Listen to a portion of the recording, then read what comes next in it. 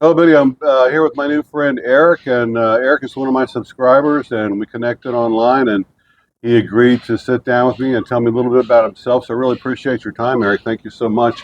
So you're from California too, right? Yeah, yeah. And so tell me a little bit about your background. So I'm from like kind of Los Angeles area, Mm, kind of growing up, and then moved later to Orange County. And after college, I started off as a custom broker, wow. and that's where we have something in common. I think I was working with the cruise lines and the airlines. It was kind of a fun job because I'm like 21 years old, and then what would happen is the cruise lines would bring in like jewels for the gift shop Yeah. or caviar from Iran, sometimes different things from all around the world, and then I'd clear it through customs, and then I'd take it to the ship. Oh, So my job was to clear the customs part of it, yeah. and then actually deliver it. So some funny things happen. Freighters were included in this. So Mm, a lot of times these freighters would come from different countries. They'd fly in a part, and then I'd have to clear it through customs and then take it over to the ship. wow. So on one of the ships, I showed up at the dock, and it had the Russian, logo with Yeah. the sickle and everything. And I'm looking, there's nobody around. I'm like, I got to deliver this part. So I go up the gangway of this Russian freighter, and I get to the top where they have kind of the stack and Yeah. everything. And I'm just wandering through this Russian ship. Nobody knows I'm there, Oh, gosh. looking for the captain. And then finally, I find the captain's quarters, knock on the door, and say, I've got this part for you. And he's like, how did you get on the ship? So 21, kind of having fun with that. Sometimes he'd take a water taxi out and meet him out in the Yeah, yeah. harbor. But it was a fun job because we did some unique things, like for P&O Cruise Lines, Princess Cruise Lines, which are they still around now? Oh, yeah. Princess? Prince Okay. is huge. Yeah. Okay, that was one of our big. P&O's still around too. Oh, are they? Okay. Yeah, I've sailed on there. They're from UK or something like that? I don't remember. I can't remember who think owns so. them right now. But Yeah. yeah, I did P&O in Australia. Oh, okay, gotcha. Yeah. So what we would do is at this kind of wholesaler brokerage house, we would get specialty items for the cruise line. So we bring in the butter from New Zealand. Oh, yeah, it's the best. Yeah. Yeah, salted, all this Yeah. type of stuff. So we'd deliver a whole pallet of butter to the ship. Mm. And then if they needed beverages, whether it was Coke, Pepsi, whatever, then we'd have pallets of that and we'd deliver to the ship. Mm. And then it was fun because I'd go on board and then I'd meet with the different people to kind of get the PO signed off and all of that. So I get to explore the ship a little bit while they're in port, see the gift shops and the purchasing people and all that. So it was a real fun job kind of coming out of college and exploring. And then the same thing for the airlines. What state was this in California? All California, in the LA harbor area. Okay, yeah. I've been Yeah. there many times. Like Long Beach? Yeah, LA Long Beach right Yeah. there, San Pedro. Yeah. So it was fun because the customs brokerage house is in that area. Mm. I just go there first. I do all the paperwork, get it signed off, Mm. and dealing with customs, which I'm sure you have too, is Yeah. always interesting, right? Yeah. Different experience. They were kind of sometimes the guys who went to the police academy that didn't quite make it through, so they become customs agent and they get a gun. Oh, yeah. May not be qualified. Not everybody, but some of them. So it was different personalities to Ever deal anything with. with drugs being found or anything like that? I saw a couple times where offshore, like 10 miles out, they found some floating bales. Yeah.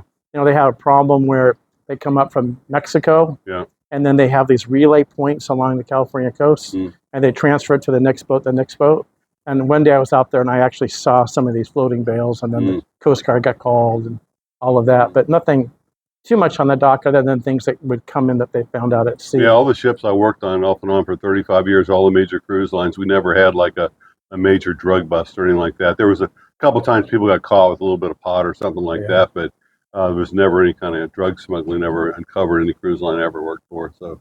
Now, when you were doing it, was there a high Filipino population? Oh, yeah. Okay, Yeah. even then. Yeah, even then. Yeah, it's always been that way. A lot of Filipinos, a lot of people from India, and there used to be a lot of people from UK too. But like most of the ships I've been on, an average amount of, there'd be like, say, 30 different nationalities within the crew and officers. And so it's really cool. You go to the crew bar and all these people from all over the world, we all get along just fine and Totally. have parties together and everything. We got a lot of Filipinos. What about the captains? Captains? It depends.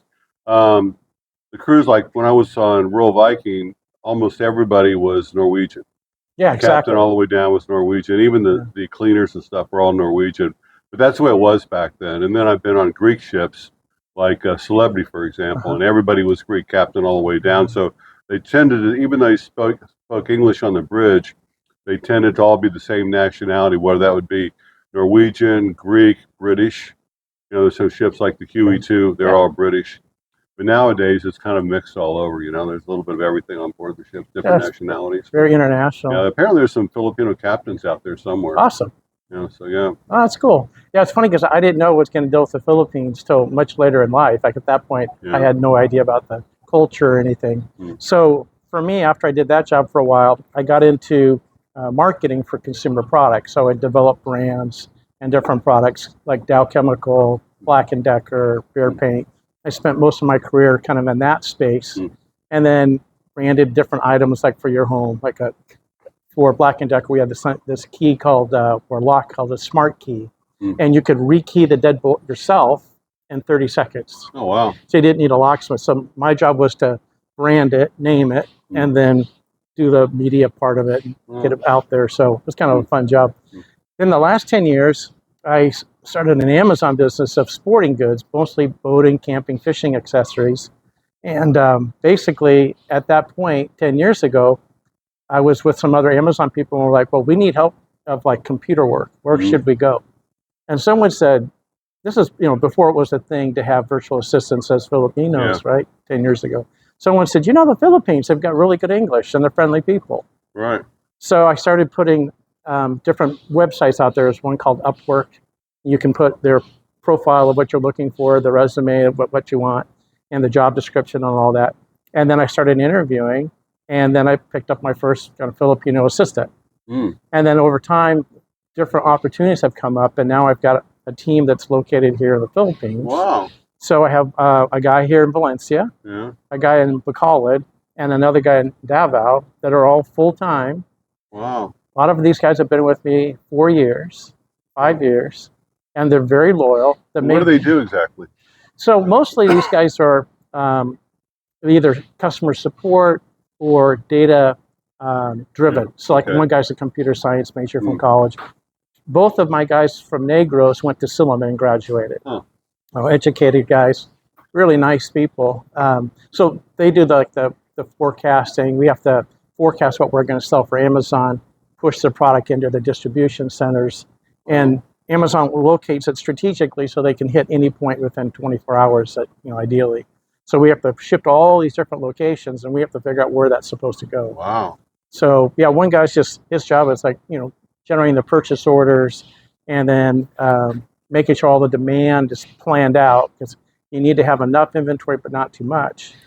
The interesting thing is, it used to be quite profitable to sell on Amazon, but today, in order to find a product at Amazon, let's say you're at Amazon.com, and you type in a search term. Let's say you type in, screwdriver. That screwdriver term has been paid for by different vendors, so that their screwdriver comes up in the ads. Well, in the old days, they didn't charge us for all of that. Now it's about 15% of the price of the product goes back to Amazon and from the sales price. Ranking. Yeah, exactly. So it'll rank you higher than the competitors. It's a bidding war. So you bid for the price of the keyword, and whoever bids the higher price and also has like reviews and a decent price and good quality. There's other factors that go into it, but it basically moves it up in the ads that you see. So as a consumer, you don't know. You just type in keywords, but you see a little sponsored on the bottom, and those are those ads. I see that all the time. Yeah, so that's how that's working. Well, so if you're a shopper and you're looking for, let's say you're looking for a boat motor, how would you find the best price? Would you just scroll down, forget the first 10 or 15 of them, and keep going lower and lower until you down the list? Or you can store it a couple different ways. So if you want to search by price, you can do it that way. You want to search by brand. And then I would do it by quality, the reviews. Because if you find a product that's less than 4.0 out of the 5.0 star system, you got to be kind of careful, because that means there's negative reviews. So within Amazon, there's all these other businesses. It's not like one big business. It's like many businesses within Amazon operating under the Amazon name. That's interesting. And the advertising one, that's what's driving their earnings. They just keep blowing out their earnings every quarter because they keep charging more. This will be kind of interesting. You'd understand this from working with the cruise industry and all that, and when you have to deal with inventory of products, right? So we send in the inventory into these distribution centers. Now, it used to be, if you sent too much, and it went over 60 days, they charge you a storage charge, Oh, right? And the further out, if it didn't sell in 90 days, 120, they're going to charge you more. Well, Amazon's very creative at coming up with new fees. The new one this week is if you don't send enough inventory, they charge you a fee. oh, gee. And so it's come to the point now where 65% of the sales price goes back to Amazon. Wow, 65%. 65%. Yeah, I remember when Amazon first came out in the 90s, and I was thinking, how they can make money just selling books, you know, and it's like they were losing money year after year after year, you know, and the stock was like nothing. Yeah. And now it's Like $3,000 a share or something like that. it's like pretty expensive, and it's gone up and up and up. Now, interesting thing is today they are getting more competitors. So TikTok has opened up TikTok Shop, so you can actually have a little storefront there, and then do a little product demo, and then they can order. The new entrant is from China is Temu, Temu, and they're coming in direct from China. They're taking some advantage. There's kind of like this developing country, U.S. Postal Service break that they get, so they can ship items from China to the U.S. at a low cost, which is stupid. They're the second biggest economy behind us, you know. So they're getting a lot more competition. So we'll see what happens. What's the other one out of China that's really big? That's like the Amazon of China. Really well known. Oh, Alibaba. Alibaba, yeah. Yeah. So that because they got everything on that. I mean, a lot of counterfeit stuff. Like you find like a fake Gibson guitar for $100, you know, and you got to be careful. Yeah. And that's the thing. That's how I ended up going to China, was to go and source different products, meet with the factories. They have something called the Canton Fair. It's on Guangzhou, which is about 2 hours north of Hong Kong. Meets twice a year. Biggest trade show in the world. Goes 3 weeks long, twice a year. Wow. Every week it trades to another category of products. So you meet with the suppliers there, and then you try to figure out, okay, who's the good quality, because it's not just obviously price, you know. But Alibaba is used mostly as a sourcing site. So if you're, say, in the U.S. and you're looking to source a product, you go on Alibaba, and then they'll give you all these different manufacturers of different products. Now they're trying to flip it and then sell back towards the U.S. too. But well, some guys are doing like Shopify too, where you can find a product on Alibaba, right, and then once you have your store set up, you can just click on it, and it automatically ends up on your website or your store, and then you can put whatever price you want on it, and then Alibaba will ship it directly to the customer when they buy it, and all you have to do is take the money. They take their share out, and a lot of people doing that, selling little trinkets and stuff. It's another way to do it. The thing about Shopify, and we have a website. Drop shipping, for the drop shipping. We do that also. We ship from our own warehouse on that. And you have complete control over the customer.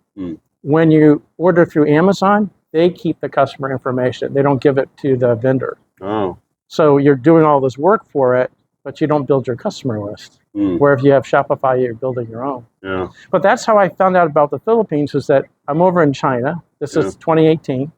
And I'm there for a couple of weeks, and there's a couple of days off. And I'm like, I got to get out of China. It's like everywhere I went in China, like the hotel tried to overcharge me, the cab driver tried to overcharge me. And so after a while, I was like, I want to do something different. And so I looked in the map, and I'm like, well, the Philippines, I've always wanted to go to the Philippines.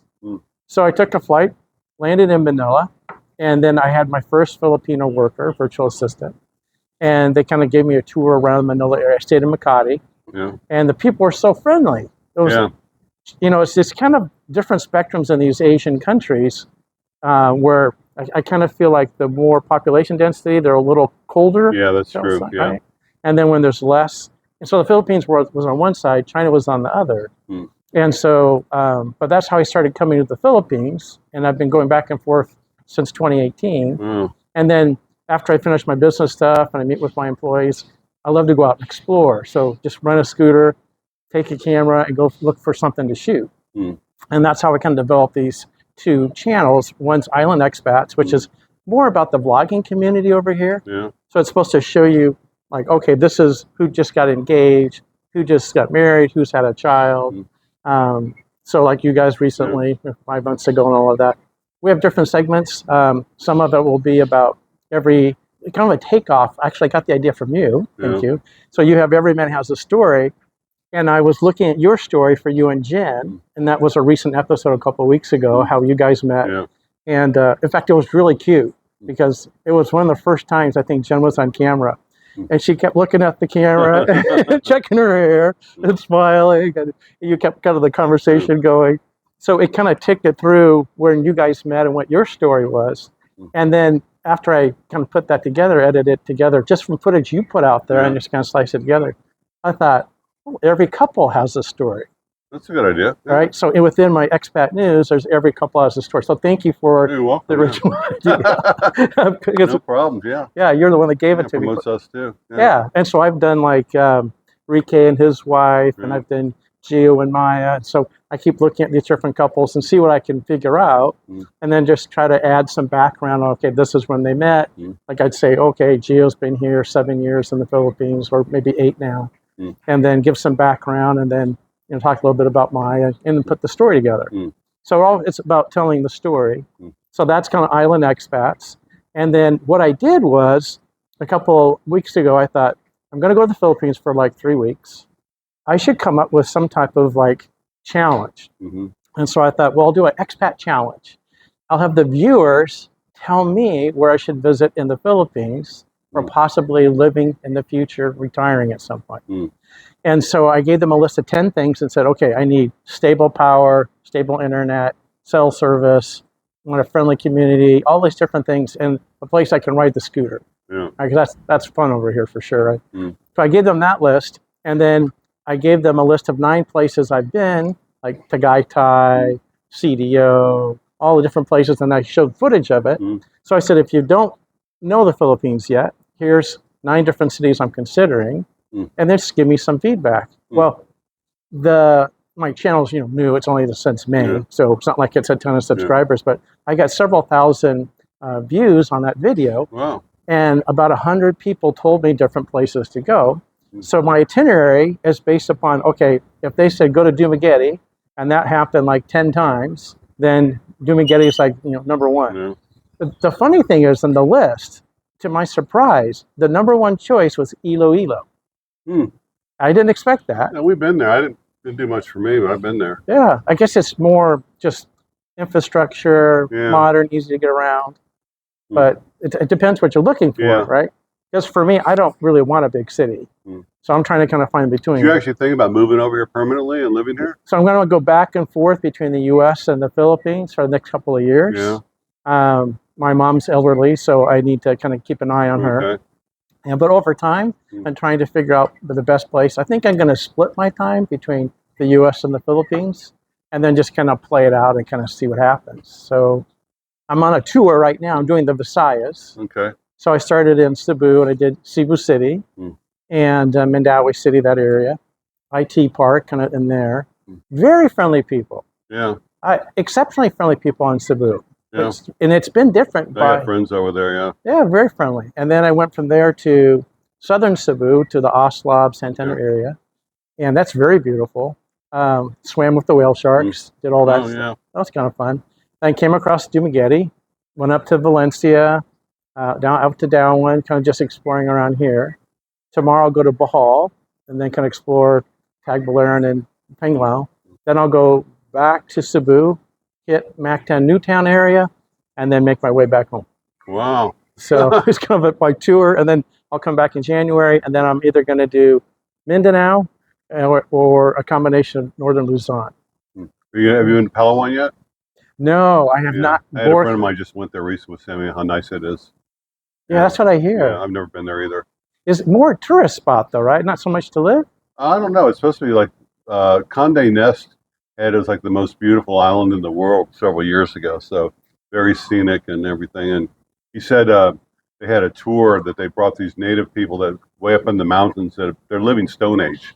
Wow. And they came down and did like a presentation. They had blowguns and stuff, and poison darts and everything. And it was really interesting. They're still living the same way they did thousands of years ago, up in the mountains. So it's kind of cool. And I did go across and explore Sikihor this week. Yeah.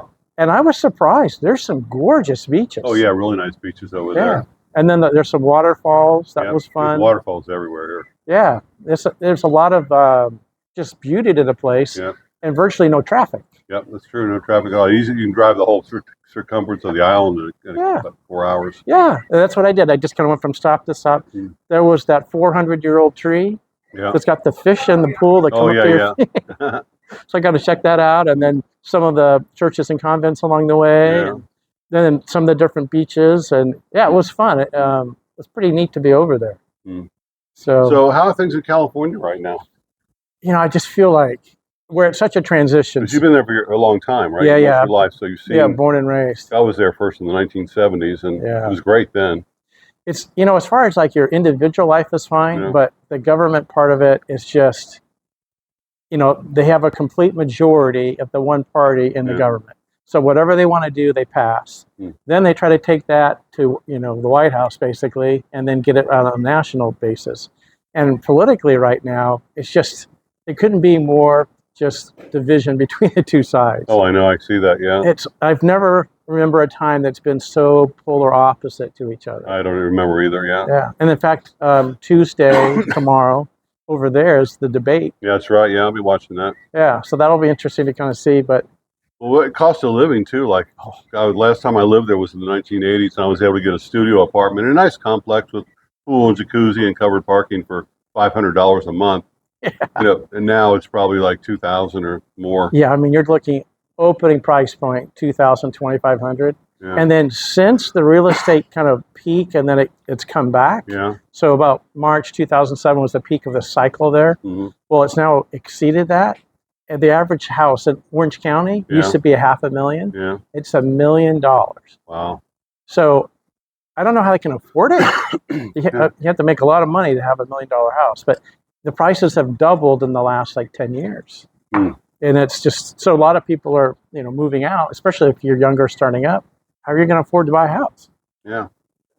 Well, back during the mortgage, before the mortgage crisis happened, 2008, I guess, when everybody was buying houses and Yep. they had adjustable rate mortgage, and like waitresses and bartenders were buying condos and stuff, and everybody said, oh, they're going to get ruined, they're going to go bankrupt because the rates will go up. Of course, the rates didn't go up, Yep. and it actually worked out to be a good deal for them. A lot of them ended up with condos and stuff that have gone way up in value. Yeah. It'll correct again, it always does. Yeah, that's what they're saying. Yeah. And we're, must be 10, 12 years going up. Usually Yeah. it's 8, and then it corrects. Mm. So we're kind of overdue. But yeah, it's insanely expensive. Mm. So it makes you either go further out, either inland or Yeah. Central California. So, or a lot of people go to Arizona or Utah. Yeah. I've lived in Utah. A lot of people in California, because they sell their $1 million house in California.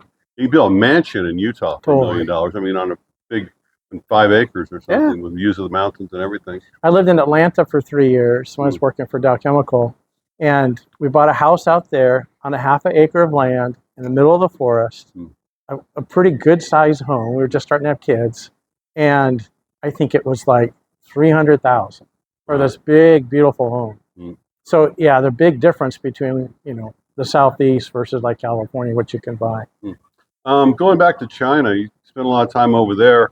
There's a guy I watch on YouTube a lot called Peter Zion. I don't know if you ever heard of him, but brilliant guy. But he talks about China, and he says that they're on the verge of collapse because of like the overbuilding. Like they've got enough empty homes there to house the entire population of China, 2 times over, and that they don't have enough young people to take jobs, and it's basically going to collapse over the next year or two. What did you see when you were over there as far as China? What was it like over there? Was there a lot of corruption? I don't know about the corruption, but there's some interesting politics going on. So when I was there in 2018, and I was at this Guangzhou in southern China, this trade show, I didn't see any Russians whatsoever. When I was there in October, there was Russians everywhere. Oh. And I walked into one of the booths. I was looking at a new category, pet products, and trying to figure out to do something unique. And this Russian guy came in as a buyer, and the general manager of this company said, oh, Russia's our new trading partner. So there's now this alliance between China and Russia. That's kind of dangerous, isn't it? Yeah, so that's pretty crazy. Here's another thing that most people don't know. So when you clear customs and you go through the immigration process, which is interesting, to say the least, they actually take your picture at the immigration. Then they say to you, okay, what hotel and what's the address? When you get to the hotel takes your picture again. They take the two pictures and your information. They send it to the local police station. So they know where you are all the time. Wow. And when I was there in October, they just passed a new law that if you go to stay with a friend or family member or B&B, you have to go to the local police station first thing and check in. And there's cameras like all Yeah, over I've the heard place. that. Yeah, so it's not free, right? They're tracking everything. The other thing, it's a hard place to travel. So they have a pretty efficient train system. However, once you come out of Hong Kong and you cross that border, so the first town is Shenzhen. That's where all the Apple products are made. They have the million-person contractor that puts Apple phones together, all that. Okay, everything's Chinese only. They throttle Google, and Facebook, so you don't have any Google Maps. So now the signs are not in English. Everything's in Chinese. Very few people speak English. It's not like the Philippines. So now you're trying to get from point A to point B. And I've done it a couple of times to go visit different factories, but it's a really hard place to travel. And then their food is very different than what we're used to. So you have that transition where, they're serving like a rooster foot or some type of sea snail or, just all kinds of different things that they do. And they do a lot, of course, fish and rice. It's not all that way, but it's just a difficult place to travel. And you feel like you're just always on guard and being watched.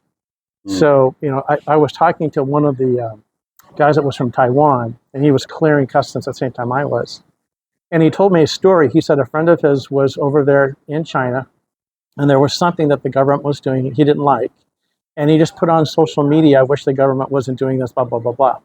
An hour later, he got a knock on his hotel room door, and it was the local police, and they wanted to know what his problem was, and they took him to the station. Wow. So you have to be really careful Big brother. what you say. And I've been to Taiwan, a couple of different places, Japan.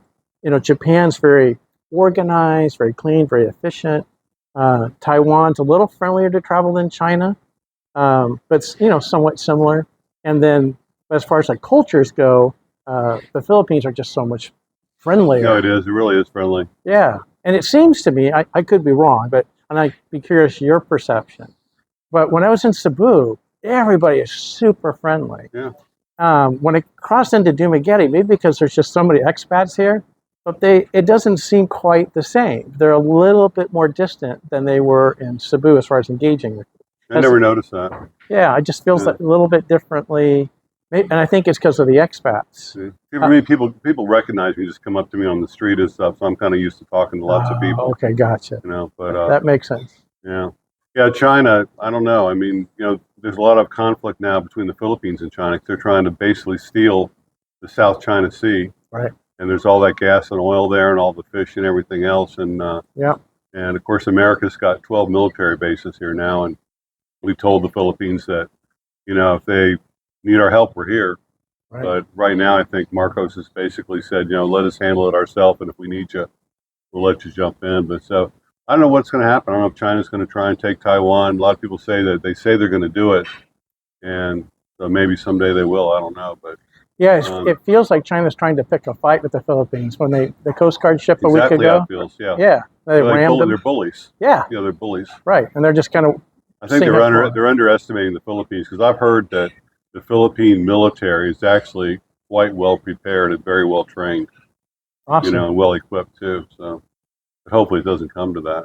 Yeah, when I was here in October, and that was just after the whole kind of invasion into Israel and that whole beginning of that conflict, it just felt like the Taiwan thing was hot, and I thought maybe they were going to distract the U.S. to put our resources more toward the Middle East, and then China was going to go for Taiwan. I was thinking that too. I mean, at the perfect time. Same with Ukraine. I thought that'd be the perfect time for them to make a move.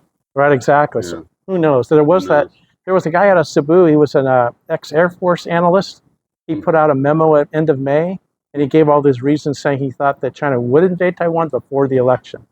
Yeah. But I don't know if you've heard here, but back in the States, it's kind of quieted down. Yeah.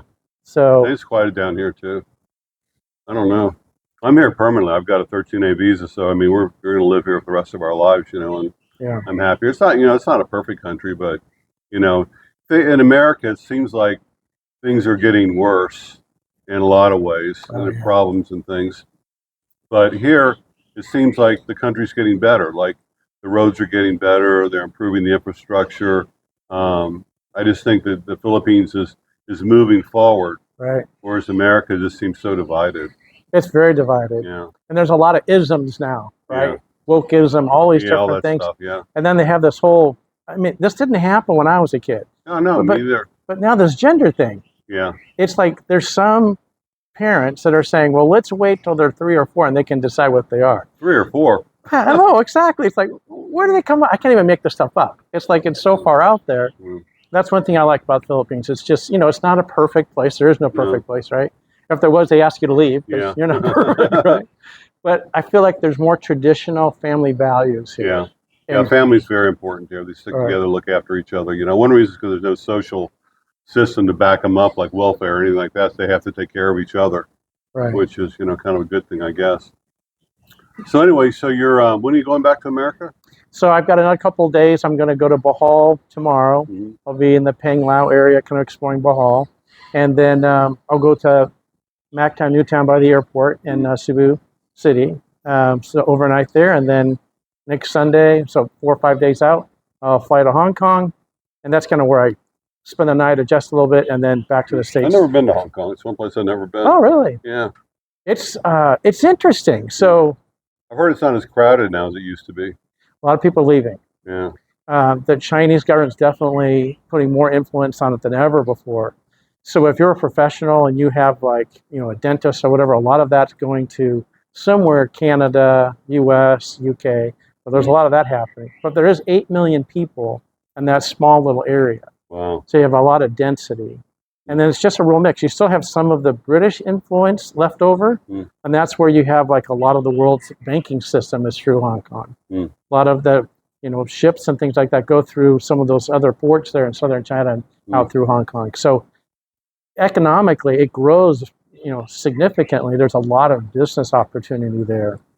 Mm. But well, as a businessman, what do you think about the Philippines? Because you look at Vietnam, you look at Malaysia, you look at Thailand and Japan, all these countries that are just booming, with industry and growing, and the Philippines just seems a little bit behind. yeah, And it's so much potential here. I mean, your average Filipino, I think, is like 27 years old. They speak English as a second language. A lot of people here have college degrees, and you'd think that companies would be flocking to the Philippines to open factories and manufacturing and whatever. So it's such a need for good jobs here. And I just see so much potential. I guess they just have to tweak the laws just a little bit, and also owning property and opening businesses and all that. But if they could just change things a little bit, I just think this country is unlimited potential. Yeah, I think you just hit the nail on the head. I think if you're a businessman, you come over here, unless you're married to a Filipina, you can't buy property, Right. right? I guess there's kind of a workaround. You can form a corporation in Manila and do some Yeah. different things, but technically, as a foreigner, you're not allowed to own land. Right. And then to set up a business, there's a lot of rules around that. Yeah. And then the job thing. So, if you think you're going to take a job over here, and I'm sure you well know this, if they have the equivalent of your expertise, they're not going to hire you. Yeah. You have to have some special skill or experience that they don't have.